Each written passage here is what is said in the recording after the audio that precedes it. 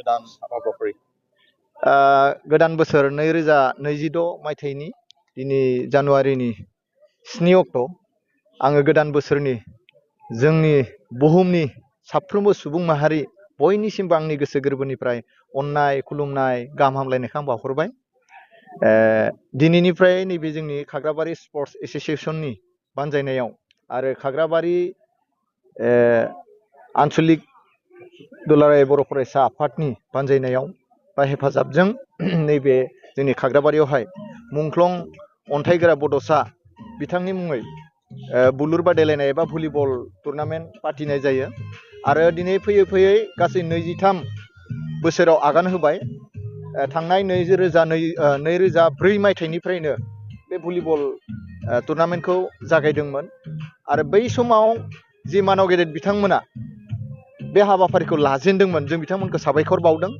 बिनि गेजेरावनो सोरबाया रुंसारि जालांबाय, सोरबाया दङ, सोरबाया गैला। जाय बिथांमोना जेरैबायदि गोथौ गोसोजों बेखौ खुंनो लादोंमोन जों बेखौ जों मालाबाबो बावगारनो नाङा आंनि साननायाव। मानो होनना बुङोब्ला बेवहाय जोंहा जोंनि बर' माहारिनि आन्दलननि समाव मुंख्लं जालांनाय सासे बिर जोहोलाव बिथांनि मुंखौ जोङो गोजोरै लाखिनांगोन आरो बिथांनि मुंखौ गोजोरै लाखिनांगौब्ला जों बयबो जयै खौसे जों खामानि मावनांगोन। आरो दिनै बेखौनो दिन्थिगासिनो दङ जोंनि बे ओनसोलनि खाग्राबारिनिल' नङा, डिमाकुसि, भेरगाव, टंला, खैराबारि अल इन्डिया बेसिसावनो बेखौ जोङो माने प्रग्रामखौ खुंदों, आगोलनिफ्रायनो खुंबोबाय थादों। आरो बे अन्थाइगोरा बड'सा बिथांनि मुंखौ गोजोर लाखिनायजों लोगोसे जोंनि बे ओनसोलनिफ्राय उथिफुनाय जे सेंग्रा सिख्लाफोर गेलेनो जायफोर गोसो गुदुं बिथांमोननि थाखाय बेवहाय मोनसे प्लेटफर्म बानायना होनाय बायदि जादों जे बेयावहायनो गोबां सेंग्राफोरा भलिबल गेलेनानै गोबाङा साख्रिबो जालांबाय, गोबां गोजौ थाखोआव थांनानै दिनै गेलेगासिनो दङ, गावखौ गायसननाबो लानो हादों। दा बिनि थाखायनो जोंनि उथिफुनाय सेंग्रा सिख्लाफोरा जाहाथे एसे गोहो बोलो मोनो बिनि थाखायबो जों खामानि मावलांनाय जादों। बेयाव अन्थाइगोरा बड'सा बिथांनि मुंखौल' लाखिनायल' नङा, जोङो बिनि गेजेरजों जोङो सुबुं सम्पदबो माने दालांनायनि खामानिखौ मावलांदों होनना जों सानो।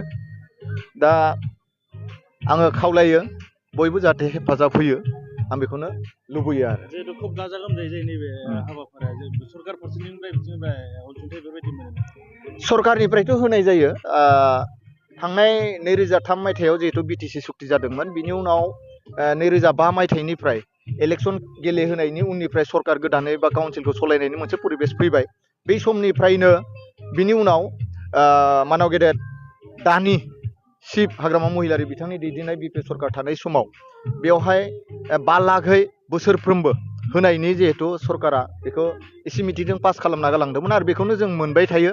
जोंनियावल' नङा, गासै मोन 10टा ना 11टाया बेबायदि मोनो आरो जोंनि अन्थाइगोरा बिथांनि मुङावबो 5 लाखखौ मोनो। आरो बिनिफ्राय एमएलए एमएलए बिथांमोनाबो बयबो एसे एसे होलाङो, बयबो नङाब्लाबो खैजोनमाना होयो आरो हेफाजाब होयो।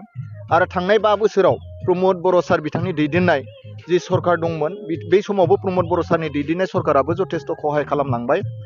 मानव गेदेर स्पर्ट्सनि दावबायसा बर' बिथाङाबो गोबां मदद होलांबाय, दासिमबो बिथाङा सहाय खालामगासिनो दङ। आरो दानि जि गोदानै आरो चिफ जानाय हाग्रामा महिलारि बिथाङाबो देग्लाय जथेस्थ'खिनि हेल्प हरदों।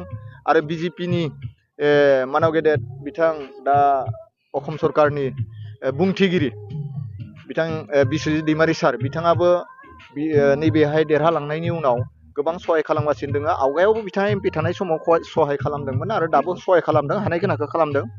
खुनु नैबे जोंनि बेयाव भलिबल जिथु बादायलायनाय होयो बेवहाय खुनु पार्टिनि जातिनि भेदाभेद रावबो लालायलाया। खुनु बे उमुक जातिजों थाङा, बे बर'सो जों थाङा बिदि नङा। जाय जि जातिजों नगथियानो थाया मानो जोंखौ बयबो हेफाजाब होयो आरो खुनु बेयाव राजनितिकनि बेवहाय मोनसा मोनसिखौ लालाया। जों थाङा ओरै थाङा, बिपिएफनि मानसियाबो फैयो, इउपिपिएलनियाबो ओंखारो, बिजेपिनियाबो ओंखारो, कंग्रेसनियाबो ओंखारो, फरायसा आफादफोरनियाबो ओंखारो। जायखिजाया दल संगठननि मानसिया बेवहाय रावखौबो भेदाभेद लायालाबासिनो ज' फैनानै खामानि मावो। बिनि थाखाय जोंहा बे प्रग्रामखौ खुंनो जथेस्थ' साक्सेस जायो। आं बिनि थाखाय बयखौबो आं साबायखर बावदों। बयबो बिदिनो जों ओनसोलखौ जौगाहोनायनि खाथिराव, इयुन सुबुं सम्पद दानायनि खाथिराव जों बयबो जयै खामानि मावलांगोन आरो मावलांनांगोन। जिहेथु दिनै 22 बोसोर सिगाङाव 23 बोसोर सिगाङाव जायफोरा बेखौ गायसननानै गालांबाय बिथांमोना हानायसिम दैदेनलांबाय दिनै जोंनि फाला गोलैदों जों हानायसिम जों मोजांखौ दैदेनलांनो जों नाजादों आरो इयुननिफ्राबो नाजालांथों आं बिखेखय साबायखर बावदों जोंनि खाग्राबारि स्पर्ट्स एस'सियेसननि मानगेदेर दैदेनगिरि बिथांमोनखौ साबायखर बावदों खाग्राबारि आन्चलिक बर' फरायसा आफाद बिथांमोननि दैदेनगिरि बिथांमोनखौ आं रोजा रोजा साबायखर बावदों बिथांमोननि दैदेननायावनो दिनै जालांबाय थादों आरो आं बेनि थाखाय बिथांमोनखौ आं साबायखर बावदों